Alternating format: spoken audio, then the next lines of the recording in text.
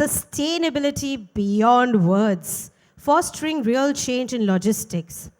In a world where they call for sustainability, it's not just a whisper but a resounding echo. It's time to move beyond rhetoric and embrace real transformative action. This panel is not a mere discussion about sustainability, it's a platform to share the authentic stories of change makers in the logistics world who have made the shift towards a greener and more sustainable future. Ladies and gentlemen, let me first call on stage our absolutely wonderful moderator for this session, Mr. Nitin Dixit, Supply Chain Lead, Project and Asset Logistics, Shell India Markets. With 25 plus years in the oil and gas sector, he's a supply chain lead at Shell India Markets, renowned for his expertise in standards, performance, and road transport safety. Ladies and gentlemen, let's hear it from Mr. Nitin Dixit. Hey, thank you. Welcome, sir. Welcome.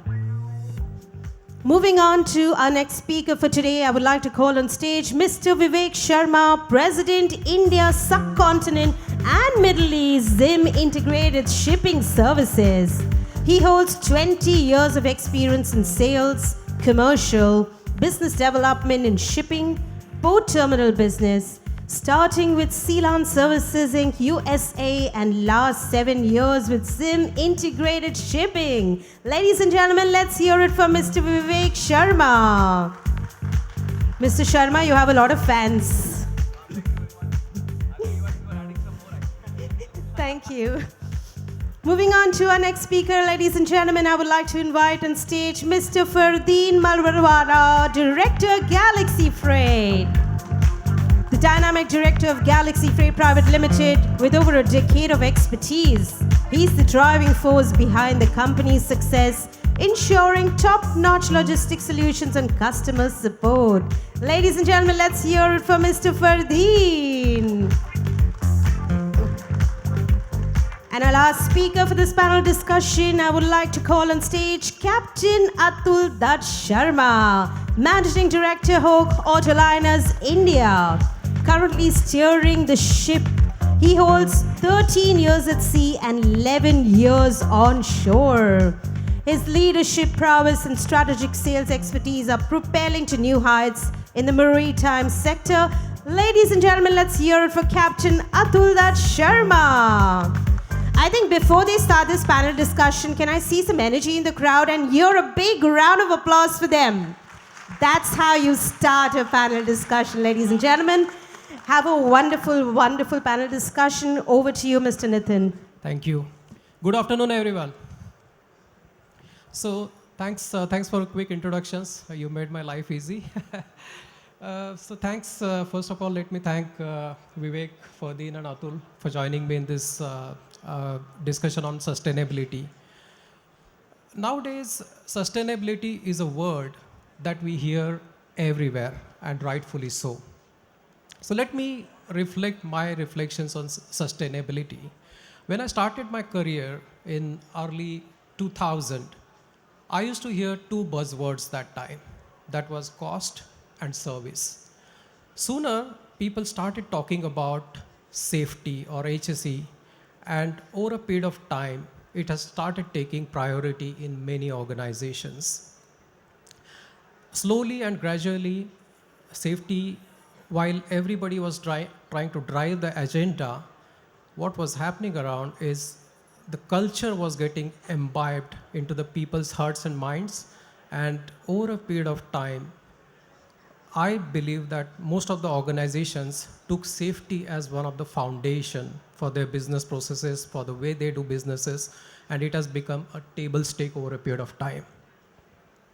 Now, I know that I'm not here to really talk about safety, but the point I'm trying to make is safety, which is about security or kind of, saving lives of people or the staff or employees or contractor who are associated with your work activities is given such a big importance so that it has become a table stake for the organizations, for the processes. Just imagine sustainability. It is not only restricted to to your own organization, but as a planet as a whole. So, and not only it impacts human being, but it impacts whole species on the earth. And that's why I strongly believe that sustainability is really, really important for us to really think over. And that's why we should really pursue it not just as a buzzword, but we need to imbibe into our hearts and minds and make sure that the actions that we take are really not kind of, impacting the future generations and the planet as a whole. So with that, let me begin conversation and really ask some initial thoughts about what are your thoughts on sustainability. Mr. Vivek, can you share 2 words, please? Hello. Good afternoon, everyone, once again. And thank you very much for the great introduction. And of course, Nitin being our moderator for this session. When we talk about the title for this session also as well, we are talking about a sustainability beyond words. I think this is high time that we start thinking and we are not looking at only talking. I think the time has come for the execution actually.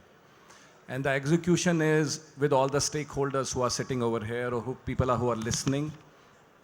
Like I represent a shipping company called Zim. And when we feel or when we talk about the sustainability within our organization, we talk about the future. We talk about a future that today we are planning something for the year 2050, right? So as a vision for the company, to save planet Earth, to look at our next generation of the people coming in, and looking at the feasibility about the current businesses, what we are managing, and the way we want to do it in the future as well. Execution is the key now. I think it is high time we as a shipping community, logistics industry come together and make out this feel that let's try to execute all the best practices to save the planet, to have a better business controls, and of course the most important, survival for all of us. Absolutely. Thank you, Vivek. May I request Fardeen to share a few words about sustainability? Good afternoon, everybody. For me, sustainability is not a thing that is we can think about tomorrow. It's the need of the hour. For us, to draw very simple examples from our day-to-day life, anybody who's visited Europe or anywhere in the world you are, it's just getting hotter than it used to be. The winters are much more hotter than it used to be. So it's not a subject which we can delay any further. We need to really talk about it, and we need to get some plans in motion. As it takes a village, it cannot be the single responsibility of a shipping line or the shipper, or it's take the full environment.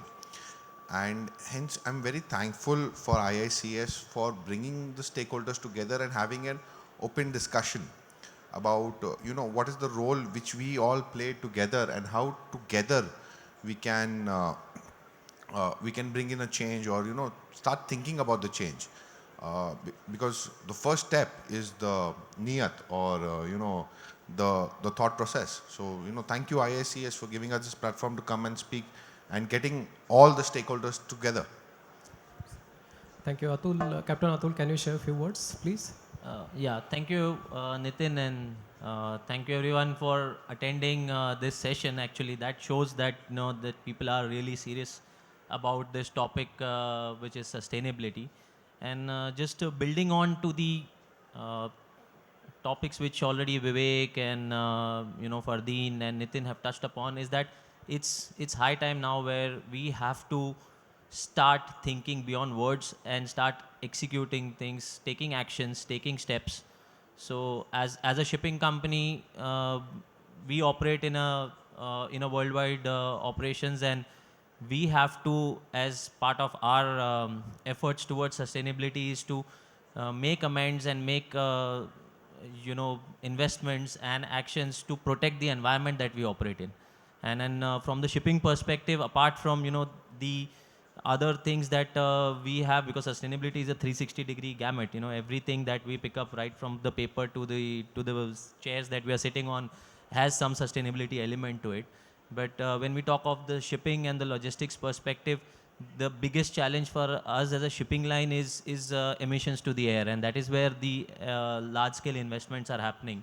So we'll come back to more on that as we progress, but I'll just open up with this, that this is now the time where we have to take actions and not just speak words and discussions. Yeah. Thank you, Captain Atul. Very well said. And as I think you have heard initial thoughts, and I can only summarize in a way that sustainability is something that I feel we need to really think now. We cannot really postpone it into the future that, okay, let's think about it tomorrow, next year, or a decade after. No, the impact is we are feeling now. And if we don't take actions now, I think it will be too late by the time we realize.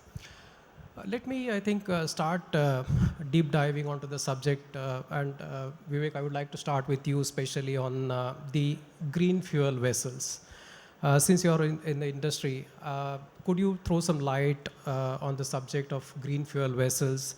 You know, how the journey has been. What's your experience in terms of, managing the investment versus the value proposition that it brings, and how the customers can benefit with respect to that investment? So can you throw some light, please, on this? Yeah, thank you. Thank you, Nikhil, for this splendid question, because I think this is the first one which we need to address with all of us here. And I think everybody has touched upon the industry as such, If you talk about shipping and logistics, was a very dormant industry, right? Yes. Very few people were aware that the people moving cargo on the ships is controlling 90% of the cargo all across the globe. And with this platform where we are sitting together, I think this is a great opportunity that, first of all, we are interacting with each other. Second, we are inviting our customers to come visit our people. We have the teams here who are interacting with the different level of customers. And this is all about the awareness when we talk about from the shipping and logistics perspective. Coming into the shipping side of the business, if you talk about as such, as a shipping company like ZIM, our management, our headquarter management has committed to the sustainability if we talk about 5 years back. And in the last 5 years, we were the first one to come up with the LNG vessels, which we ordered. And it was not 1 or 2, it was 28. So we were looking at a huge investment, which as a company we have done for the future. And when we are looking at a future, we are not looking at 5, 7, 10, we are looking at the next 25 years. Because all these investments are asset heavy. So it is important that the people who are listening here, and when they are going out also, please speak about it. Because this such topic is very close to my heart actually. We talk about it many places in different industry. I see a lot of focus of the global companies when we talk about the big names who are operating and moving their cargoes all across the globe. When we go and meet them as a carrier and try to give them their services, they make out this point about sustainability, that as a company, what is our drive? So I want to bring along that the next step will be that going beyond shipping will be the logistics, the other supply chain partners, the CFS, the logistics providers, the ICDs. I think everybody has to make out a consortium to make this sustainability work.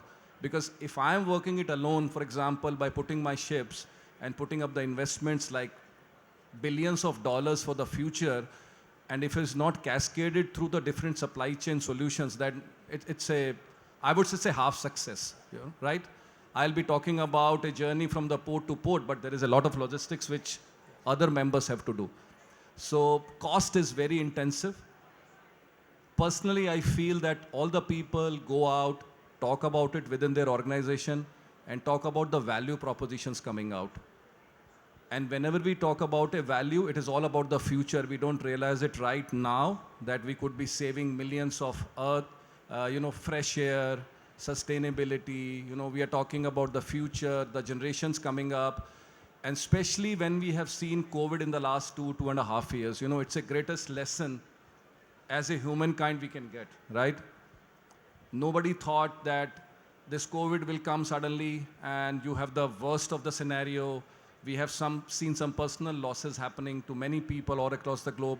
This is like a wake-up call, And as Atul rightly said, and Farwan said, that the temperature is going up, And all the European Union countries are waking up suddenly that this is something which we need to address, right? For us, this is high time for a country like India, which is growing very fast. We are the fastest growing economy today in the world, that we also realize that this is something which is very, very critical for us, for our future and for our survival. So if there is a cost, there is a benefit also. We have to talk about more benefits so that people can absorb the cost, right? So that's the buzz. Absolutely.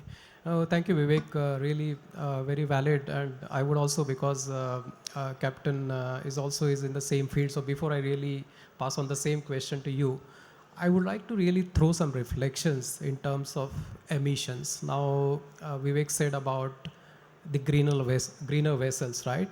So just to bring awareness about carbon emissions, I would like to share some statistics. I was going through a Niti Aayog report which was published recently in second half of this year, and some of the statistics that I would like to share here. Let me summarize or consolidate it into 3 buckets. So for logistics, one of the things that what we look at is the delivery time. Second is delivery cost. And third is, of course, the carbon emissions, because we are talking about sustainability.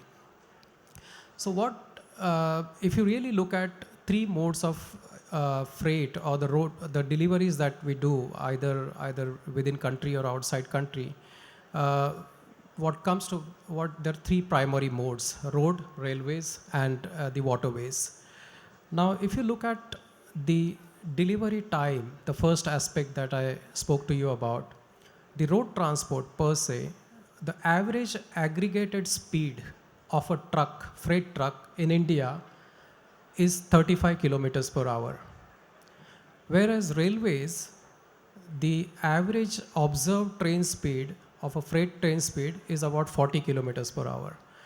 Now, before I move to waterways of the same, to compare apple to apple, let me also share you some background about railway speed rather. So freight trains prior to 1990s used to have average speed of 17 kilometers per hour. Between 1991 to 2000, in that decade, it was increased to about 23 kilometers per hour. But with government focusing extensively on logistics, they are doing a lot of investments with national logistics policy and those kind of initiatives. You will be surprised to hear that in 21 and 22, average speed of the freight trains have increased to over 40 kilometers per hour. So if I compare it with prior to 1990 versus today, there has been almost over 70% increase in the speed of the average speed of the trains. And when it comes to waterways, I think Captain is more, but I think average speed would be about 14 nautical miles or 15 for the shipping line containers, which will translate in terms of kilometers per hour to about 28 kilometers per hour kind of speed basically. So having said that, there is always a perception that when I ship material by road, it is faster. It may be true in certain aspects, but not necessarily when you look at the country's aggregated average. Speed of the road transport freight trucks is still 12% lower than the train. Yeah, that's the point number 1, which I would like to bring it forward to the audience. The second, I mentioned to you about delivery cost. It's a no-brainer, right? I think if I put the numbers forward, I think it should not surprise you. Whereas speed might have surprised you, because we always used to think, even I used to think that trucks are faster. But in terms of delivery cost, the road freight cost at an average is about 3.6 rupees per ton kilometer is a kind of national average of the freight if you send it by road. When I compare same with railway, it's about 1.6 rupees. So there's a 2 rupees difference per ton kilometer basis. And same when I send it through waterways, shipping lines, it is about 2 rupees. So what, in terms of when I compare delivery cost between road, railways and waterways, there's almost 45 to 55% cheaper when you ship your material by either railway or waterways. Now, I spoke to you about third qualitative parameter, which was about carbon emissions, and that's what our interest is. But before I come to carbon, I really wanted to clarify, the cost part and the delivery time part as well, basically. So carbon emissions in terms of road transport, it generally when you the freight trucks, say 16 tonner segment or maybe 25 tonner segment, they emit about over 100 grams of carbon emission per ton kilometer. Whereas when you compare same with railways or waterways, it emits about 10 to 15 grams of tons per kilometer. You can imagine it's almost 80% greener if you kind of ship your material by. So the point here I'm trying to make is it's a time that industry and people like us in logistics who influence decisions need to really start thinking about how can we really utilize multimodal transport more and more rather than just putting reliance on trucks basically and traditional approach that we have been taking. So just to add, just to clarify another point in terms of the share of the freight. So currently road transport share of freight is about 65 to 70% still. Earlier, in fact, 10 years back, it was over 75%. Gradually, it is improving, but unfortunately for railway, it is about just 15 to 20%, and waterways within India is hardly 6% or something like that. Which means there's especially when we talk about sustainability beyond words. In my opinion, people who influence decisions, people like us in the audience and people who are sitting here, what we need to do is come forward, make those hard commitments, and build those targets into your sustainability plans. That okay, next year I will improve my shipping method by shifting 10% more to multimodal, something like that. Unless we take those bold decisions, I think it is going to be quite challenging. So before, I think we were touching base on the original question was on the vessels. So the reason what I try to give you the perspective in terms of carbon emissions, vessels and railway is much greener. And having said that, Vivek talked about the greener vessels. It is further better in terms of carbon emissions. Since Captain is also in the same field, may I request you to share your thoughts on these greener vessels and how do you see that going forward? Yeah, thank you, Nitin, and an excellent perspective putting across, the comparative. So when we talk of green vessels and the investments, so basically both are linked together. Where the shipping companies, there is one which is a commitment aspect where we are committed to improving the quality of environment that we are operating in. The other is also the regulatory aspect. So we all know that IMO, which is the governing body for us, has come up with certain targets and guidelines where we have to comply with the carbon emission norms. So one aspect is to comply with that, where that will require a lot of investment into new vessel technologies, new vessel designs. So we as a shipping company have invested as well as some of our other colleagues in the same industry. We have invested into multi-fuel vessels, which are basically not just sticking to LNG or marine gas or marine diesel. So these we have placed order for 12 ships. The first two will start coming in second half of next year. These will be the first in the car transport segment, which will be capable of operating on ammonia, methanol, LNG, as well as marine diesel. So because one critical aspect that we have foreseen in terms of investment is also going to be the availability of the fuels of the future. Absolutely. Because everybody going for LNG, everybody going for ammonia, or everybody going for methanol is going to create a lot of bottlenecks in terms of the availability, and that in turn is also going to add up to the cost, because that is where will directly be proportional to the freight costs, and then the end customer will have an impact on that. Plus, these are things which are for the future. So when we say that the time is now to act, we are also doing certain things where we are making modifications to our existing fleet, because a lot of these investments come at a huge cost, and to phase out a vessel is not very easy or not very ideal in terms of the profit operation of a company.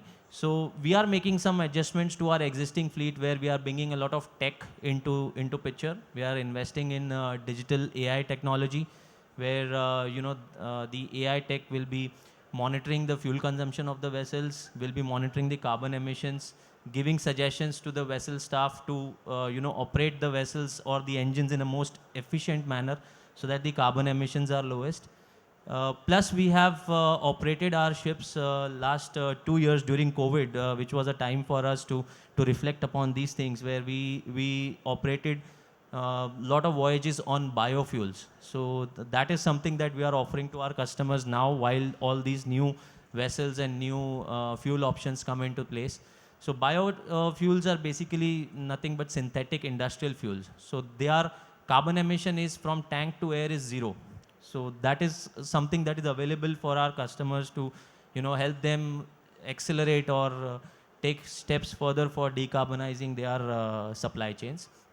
In addition to that, the aspect of securing fuel. So we are making already, collaborations with our service providers, whether it is Yara Energy for ammonia, or with other companies. Just recently in COP28, which was a quite a hot topic, all must have seen the lot of media coverage over there, where not just as as a shipping line, but as an industry, where we all have to collaborate on a common platform, which Vivek said, consortium. So I'll just build further on that, where environment is the common platform for everyone. So the entire ecosystem, or all the shipping carriers, all the customers, logistics service providers, have to come on that platform for the investment and support this investment. If it is just going to be one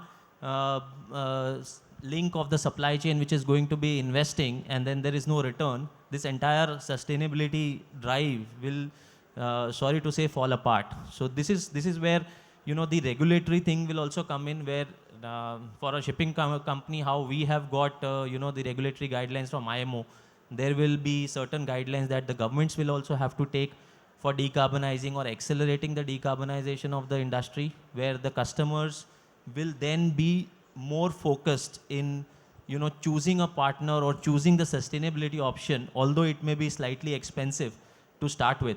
Eventually, when the ecosystem builds up, from the natural fuels, fossil fuels, to this multi fuels, and the greener vessels, the cost will definitely come down, because the economies of scale will kick in. But it is that initial part where, again, the topic is that beyond words, where everybody will have to now start acting on these things to build that ecosystem and come to a point where cost becomes a secondary aspect, which eventually as a byproduct will come down over the years. But, the initial part, the hand holding has to be across the entire ecosystem. So that is where the investment on these things, and it's across all the industries. I'm sure in the logistics side also people are investing, which on greener vehicles and greener equipments, etc. Absolutely, absolutely. Yeah, indeed. In fact, thanks, Captain.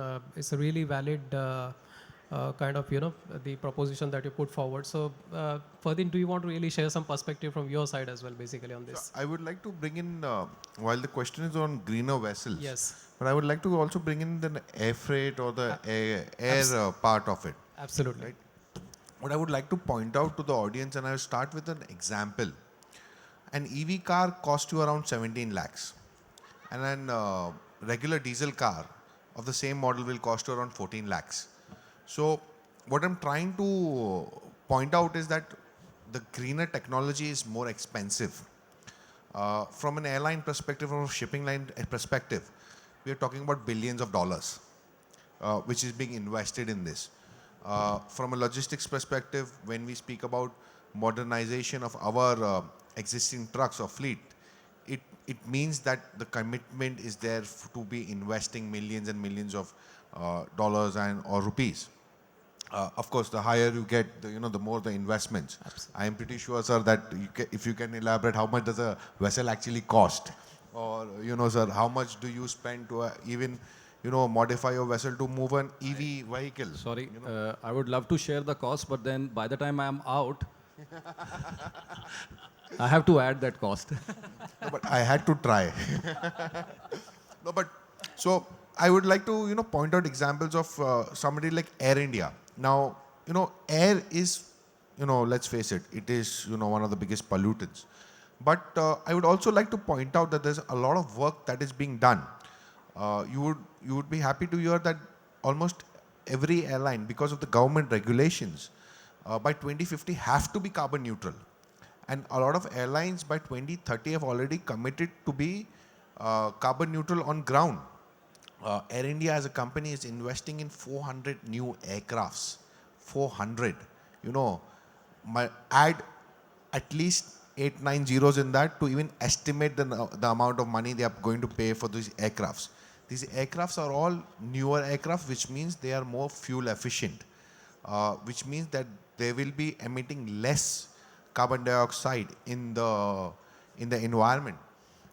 There is a new fuel which is called sustainable fuel, which is also being encouraged by the airlines, and a lot of airlines are actually adopting that. But then this all means that there is a massive upgrade in their existing fleet. There's a cost. They already have a fleet of aircraft which do the job, which are good enough to move passengers and cargoes. But the investment is for a greener future. The investment is for a sustainable future. So that's the point I would like to, come back and, thank thank you guys for the, amount of investment that is actually going behind it. No, absolutely. Thank Ferdin. Very, very well said. In fact, before I really come to Ferdin again on a different topic on technology, I would like to add certain things on. This is the one part of making low carbon emissions, as the members mentioned, are on the investment. But we also need to think in parallel about operations.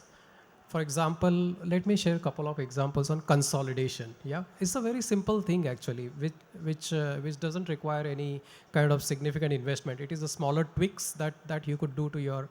So let me share a simple example on people transport, and I'll also cover a little bit of freight before I move to Ferdin on technology part. So for people transport, you would realize that companies that have production unit in most of the industrial areas, generally they provide transportation arrangement for the employees, because industrial areas are remote, they're away from city.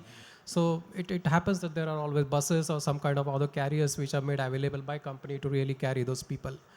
Now, if you really reflect on the industrial area where there are multiple industries operating, it is quite obvious that the shift timings doesn't vary much from one company to the other. They're pretty much same, maybe 15-20 minutes here and there, but it's start and end time of the shift would predominantly be the same in the industrial area. Now, having said that, what happens is still you will realize that every company makes their own dedicated fleet to carry those people. And surprisingly, you will see most of the time those buses carrying empty, half empty, or even, certain times there are only, many times I've seen only 5 or 6 people sitting in a 40-seat bus and they're going around. You can imagine the amount of efficiency which is being lost I'm not talking cost at all basically, but in terms of carbon emissions, 4 people emitting such a large basically, the carbon in terms of, carrying by a bus.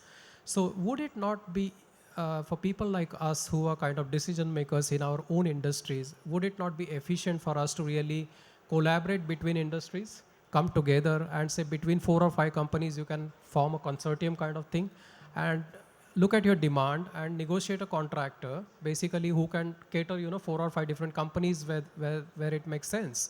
And that would not only help bring economies of scale to reduce your cost, but it will significantly help you to improve your carbon footprint, right?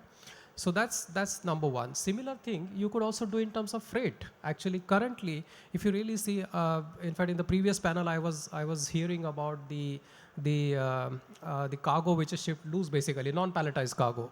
Now, non-palletized is also further thing, but what I would like to really touch base upon is containers. I see 20 feet containers being carried on a single truck. Now, in Europe and elsewhere, when I see abroad, there's hardly I see a carrier with a single container. They will always have 40-feet trailers with multiple containers or a large. So which means basically there's a need for industry for people like us who can influence the decisions to really we should be advocating basically aggregation of cargo at logistics hubs or the consolidation centers. And that will not only help to really reduce the carbon emissions, but you can imagine like two 16-tonners or 25-tonner truck carrying the same cargo. You can put two containers on a 40-foot trailer carrying. uh, Roughly it would reduce your carbon emissions by about 35 to 40%, which you can just simply do it by just tweaking a little bit of your planning and kind of inventory. I think you would like to add something, I No, guess. but Yeah. I would also like to add that consolidation really helps you save cost. Absolutely. No, Absolutely. there are many advantages, and of course, green is, but consolidation does help you save cost. Yeah. And I would like to throw the question to Vivek sir. I think India is the country which has the maximum 20 feet utilization, while in Europe and more of the developed countries, it's more of 40 feeters. Yeah. If you talk about a perspective of a carrier, now there is a supply chain, right? We always talk about supply chain, India being a growing country. India is looking at different kind of I would say consolidation hubs, We still have 60% of the cargo coming from the North India. I don't know if people are aware about it. 60% of the cargo still routed by road coming into the ports of Mundra or in Nhava Sheva. And we, all of us sitting over here, including our partners or our business associates, they are aware about it. And, personally, I feel that somebody else has to start it, Most of the time we talk about the government has to take some initiatives, right? And it is a very easy way to escape. This is what I feel. All the time we find somebody else as a stakeholder to do something, and then we will say, okay, we will join your bandwagon. But I think this is high time when we are looking at the consolidation, especially in the different logistics hubs, Personally, if you ask me, North India is a great scope where we see a lot of consolidation. Now in the southern part of India, Bangalore, Chennai, Vizag, all these markets are again coming up as a consolidation. We talk about the central part of India, the Indores, like for the world. All these locations, the Mandideep, they are coming up as a big logistics hubs. I think this is where we need to focus as a logistics provider. We will do our job as a shipping company, providing the containers into these locations. Logistics have to manage the road transports and the rail transports. And the buzzword will be again that we all come together on a platform. And of course, there are very senior people in our industry who have seen or witnessed the first ICD in Delhi in 1984. I don't know how many people are aware about it, but India's first ICD was opened in 1984, and it took 12 years to have the first train operations happening. So this is the way we have progressed in the last so many years in this industry. But again, we will not talk about the past. Let's see how the future, which is very good. And we are looking at a lot of investments. We have, the PSAs of the world, the DP Worlds of the world coming up. And they are now taking this initiative as the logistics provider to set up this consolidation hub. So it's a long way to go, but I would again suggest everyone over here and the people who are listening that let's take the next step and don't depend on others. I think it is all of us here who are sitting or who are listening, they have to take the next step. Because if we are waiting for others, then the world will continue to move and then we will be lagging behind, and especially India being a developing or a developed economy with 7% growth, what we were showing as a GDP every quarter, I think it is high time that we lead the way and the rest of the world follows us.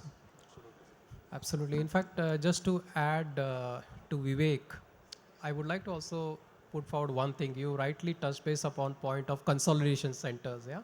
Now, in fact, people who are sitting here, who are entrepreneurs, who are into logistics businesses, I really see this as a business opportunity. Actually, I was really looking at a Niti when I was going through the Niti Aayog report that I referred earlier.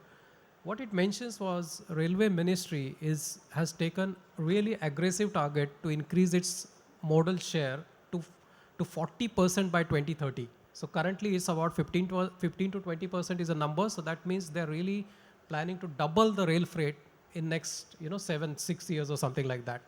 Having said that, if I'm a logistics entrepreneur, it is a golden opportunity for logistics companies and multimodal service providers to really offer those business models which can really help industries to have a seamless kind of, kind of transfer of cargo from road to rail to kind of, waterways. For example, Calcutta now is definitely 2,100 kilometers far from west. Now, if you have your manufacturing hub somewhere in Delhi or Mumbai or somewhere else, I think it takes huge, kind of road exposure as well as carbon emissions.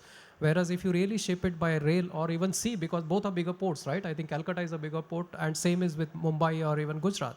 So why don't we really start exploring those activities? And that's where multimodal companies is a golden opportunity in my view to really start thinking, because government is moving in that direction, and I would see it as a really opportunity to grab with both the hands. Yeah, you want to add something? Sure. Yeah. So while we talk of this consolidation, another important factor that you touched upon initially was, with these trailers being driven with just 20-foot containers. Yeah. The other important aspect here, where the industry, as Vivek also mentioned about DP World and PSAs and all these, have to start investing into greener vehicles, as you rightly said. Correct. These vehicles where if you're moving cargo on multi-mode also, whether it is inland barges or the trucks and trailers, they all have to shift eventually to greener vehicles, because if we are going to use the same fossil fuel operated vehicles for this, you are actually not adding anything much to the ultimate carbon emission in that supply chain. So the entire supply chain ecosystem has to shift to a greener concept, where eventually the EV vehicles will start taking over, and only little bit of the heavy machineries will operate on the traditional fossil fuels. So that is something that is also where these things will matter, and that carbon footprint reduction in the entire ecosystem will be required. Absolutely. No, thank you, Captain Atul. I think so. Let me ask Ferdinand about role of technology in this, the green evolution or whatever. So how do you see it helping us, and what generally industry or people like us basically can look forward to the technology part of supporting the sustainability part. We live in a world where I would like to call it Generation Z, where we are in a world where there is rapid adoption of technology. It's no longer that there is somebody like my kids who are 10 and 13 or even 5 know how to use a mobile phone, know how to use an iPad. The reason why I bring in that example is because I would like to point out that the extent of technology. So having said that, so technology, I see it as the biggest enabler, or the biggest enabler to bring in these changes. Let me give you a simple example. Like, you cannot run a 20-feet elimination program without having the right technology at your end, so which helps you plan, which helps you forecast. What it does is that it helps you select the most optimal route in terms of carbon emission, and also cost, because cost is important. No business will be able to survive on just losses. So technology, I feel, is the biggest enabler to also juggle all the elements. It's not just, while I would love to tender cargo to an airline basis the CO2 emission, but that's not the case. That's not the real world. I also need to see the cost. I also need to see the routing, and then various other factors. Also, technology is the factor that connects the stakeholders. As you know, we pointed out that it's the whole village, right? So when you look at the full supply chain, what's the carbon emission at your end, or what's the carbon emission at the CFS's end, or what's the carbon emission at the shipping line's end. It's technology that connects these dots, and it's the technology that helps us share this information amongst us. It's what unites us. It will play a significant role in connecting the whole stakeholders. No, absolutely well said. Yeah, sure. Please add. Feel free to add. Just to add, just Fardeen said, when we talk about technology, we are talking about sustainability, not about in the logistics. We are talking about sustainability as a whole, actually. And in our business, when we talk about, I don't know how many people like looking at a paperless office, right? We are looking at how to cut down, get into more digital modes. We are talking about a CRM within our organization, which is on the mobile today, right? Nobody's writing the reports, right? Anybody who's running a sales organization, we are not asking our people to give me a report on the piece of paper. It used to be 15 years back, by the way, but not now. We are looking at blockchain technology, right? I don't know if people are aware that we as a carrier are looking at digital bill of ladings now. We are looking at, there is no reason for our customers to come to our office to take a physical bill of lading. We are looking at Wave as one technology. You know, Zim being an investor in Wave, we are trying to campaign very, very hard with our customers that please use this technology. No reason to come to our office. Our people will come to your office to discuss business. That's all, you know. There is no reason that you are sending your people. They are spending the whole day to pick up bill of ladings in different shipping companies. Other than this, we are looking at another step now, which is, of course, you know, talking about less people coming into our office, right? The more the commute, the more the pollution. So try to avoid that also. So if you are not taking that step of a Wave block bill of lading, we want you to take the BL in your office only. Don't come to our office. We will give you the stationery. You take your 3 prints. We will give you that option. Again, digital, you know. This is all about ease of doing a business. And we have come up a long way. You know, I remember when we started our career, the customer used to come. We used to give them this kind of a bunch to get a printout and, you know, get the typing done.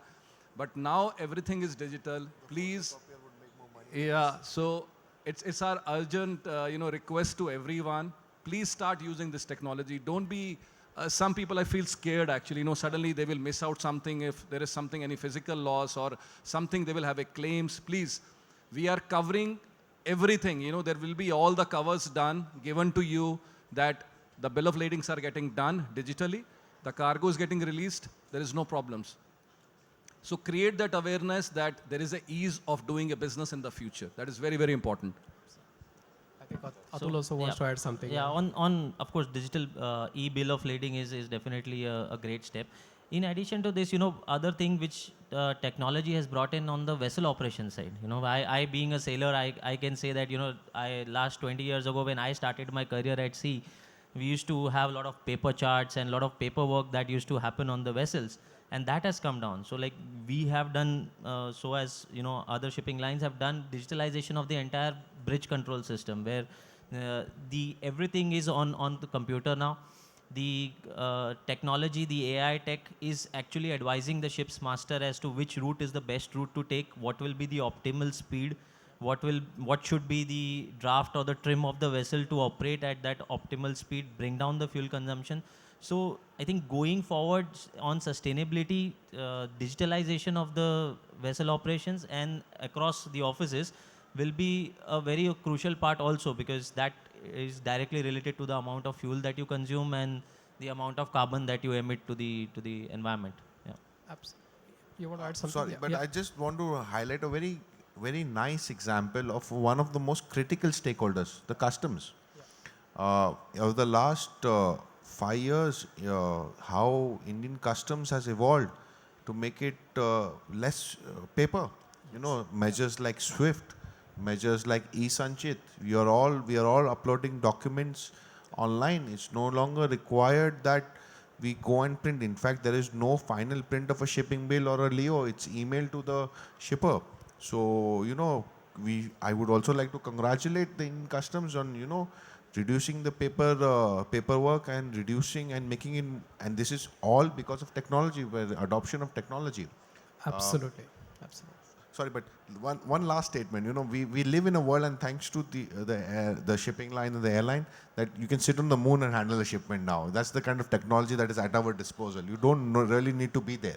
No, absolutely. In fact, just to complement your conversation, what I would like to add is, as a shipper, you know, today I have a flexibility to choose. You know, when I go to portals and really say I want to ship material from, say, Nhava Sheva to Singapore, for example, I see a list of various, you know, the shipping lines, and also how much carbon emissions I'm going to really emit. So it is the key is in your hand. You can really choose to really, you know, have how efficient you can be basically on that. So I think perhaps we just have 7 to 8 minutes left. So I think before we come to an end, I would like to touch base on a couple of things and seek your views from all three of you. I personally feel that in sustainability, collaboration plays a really important role. And when we look at the government stakeholders, regulatory stakeholders, and kind of the grants or the permissions that are given by other stakeholders, even the customers, how do you see what's your expectations basically from industry and the stakeholders, and how do you see that collaboration being playing important role to manage sustainability? I'll go first. Yeah. Sure. As a freight forwarder, sir, I'm the classic middleman. I am in the sustainability development world and indirect contributor. For me, it's the more greener shipping line gets, the more they push this. Or let's say when does I'll share you my own example. When did sustainability started to matter to me? And let me be very honest, it was one of our customers who came back and said, listen, you need to start adopting sustainable development goals. And I have no shame in saying that, because it is the collaboration, or it is the supply chain, and then when you want to work with these customers is when they would say that you need to be at certain benchmarking levels, which I thank them for raising the standards for us. Absolutely. Sure. Your thoughts? Yeah. Sure. Yeah. So you rightly said, collaboration. So we have like partnered with a group of companies which is known as the First Movers Coalition, which is there, where each company is committing to certain steps that they will, concrete steps that they will take. So like we have committed to operate 5% of our fleet using green ammonia by 2030. That is our commitment. So as other companies in that coalition. So that is the thing which we initially mentioned, that the entire ecosystem has to come in. The regulatory framework will play a vital role in this, because today the shipping companies are making these investments because we are sort of, apart from the intent, we are also forced to do that, because there are a lot of strict compliances for us. Similarly, on the shore side, we see now that a lot of our customers are very much concerned about how much carbon emission is there. So if you want to buy a particular car from any location and bring it to your doorstep, the customer wants to know the entire carbon emission through the entire supply chain, right from the factory till the time it reaches your doorstep, where it includes all the three modes of transportation at times. So the entire collaboration will work when it is supported by the regulatory framework, not just one sector, but all the I would say all the stages of the supply chain. Really well said. Vivek, your thoughts on collaboration? I think when I personally talk about a collaboration, I always talk about a collaboration with myself first. Okay. So if we are not committed to ourselves, I don't think we can commit to the world, right? Fully agree. So our first commitment to ourselves, that whenever we are talking about our business, we are talking about sustainability. That's the key. I don't mind putting up posters in your respective offices about the sustainability, so that people start looking at it. The more they look, the more they think. The more they think, they will come and ask the question to the management, right? That why did you put this poster suddenly? What happened? You went to some conference, you came back, and you're making this posters all across the office, right? So what is the sustainability now? So the first commitment, collaboration, is with us, that we talk internally. Then our commitment or collaboration is with our customers, that when we are going and meeting and talking to them, we make this topic as a part of the discussion other than our commercial discussions. That we as a company are committed, me as an individual is committed, and when we are talking about business, when we are talking about collaboration with the customers, we create a value proposition for them. Why we are doing it, right?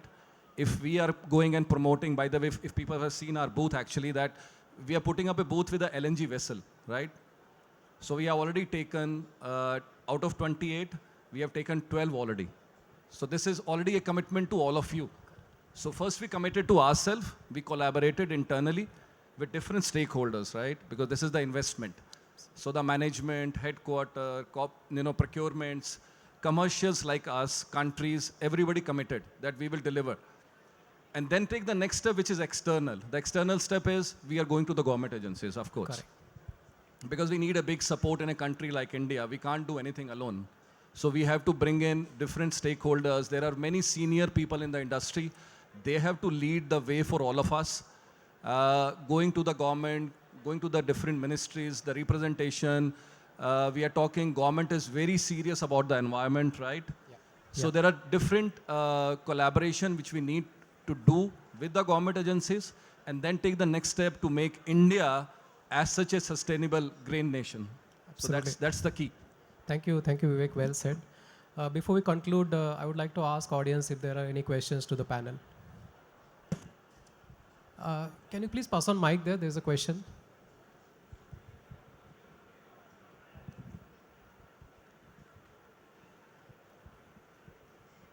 Very good afternoon to all the panelists. Thank you very much. It was a great insight on the subject. My name is Mahendra Pokhriyal. I've been in the ECAGO industry for more than 30 years. And the way the industry has been evolving with a very tremendous speed. But we all know that we still need much more to be done, especially when we talk about the reducing carbon emission. We all know that this is the burning subject at global level, but it becomes more challenging at India's level where economy is growing. So sustainability of the carbon emission has to go hand in hand with the economic growth. And that becomes a challenge in Indian context. We all know that India is growing, and for example, like in ECAGO industry, Aviation Ministry has given the target for the airfreight industry. The current volume of the air cargo is 400 million, which needs to go to 10 million by, 4 million has to go 10 million by 2030. Now one can imagine the emission growth today, and when this growth goes in 2030, what will be the emission, carbon emission, if it is not taken under check, under control. My question which I wanted to raise, Mr. Vivek Sharma has already answered basically when he was talking about the collaboration. So the collaboration is very, very important, as he mentioned, and most importantly from the government side and the industry side as well as the individual side. The question is still, I would like to ask, sir, that how the government side, the industry need to push this matter, which can go to the individual level. So we all know that it's a very, very important topic as far as the environment sustainability of carbon emission. So what should be the overall push from the government as well as the industry that can be cascaded to the individual level?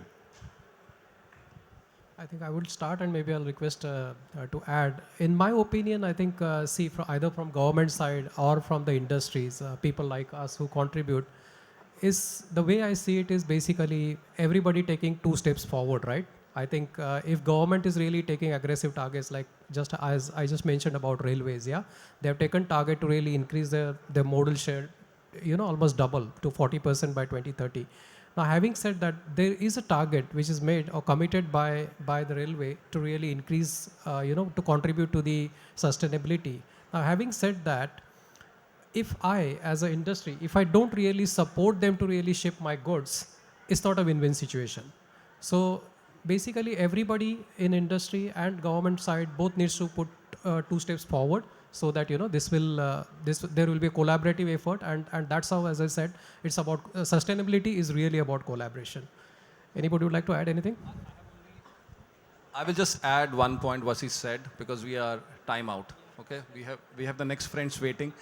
When we talk about a collaboration, if I understand your question correctly, you're talking about how we take the step to go back to the government, right? How we have to do it with the government.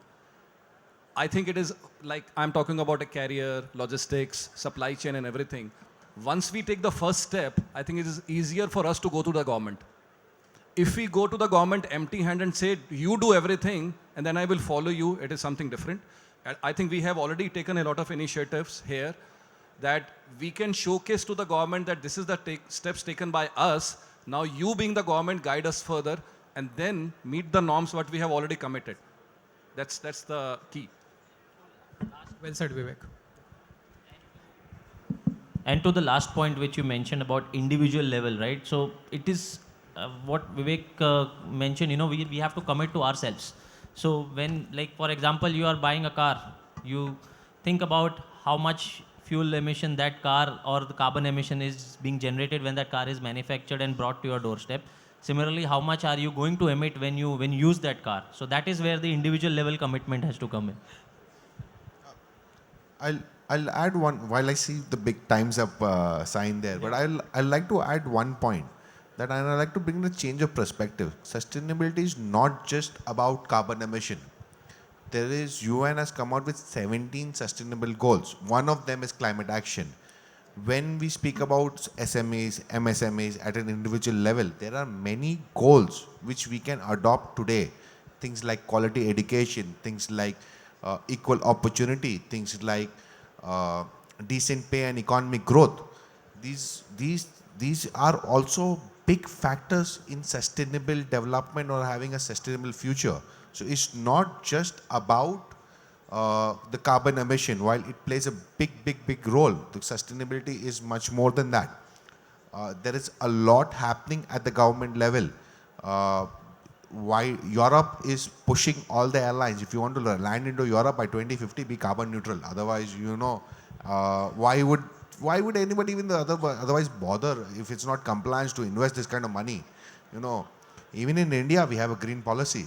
And I would also, ask Vivek sir, there is a lot of compliance with the shipping lines. You've been asked to become greener, isn't it?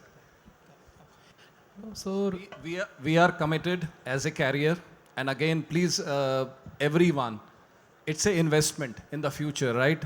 So it's like an investment in your kids.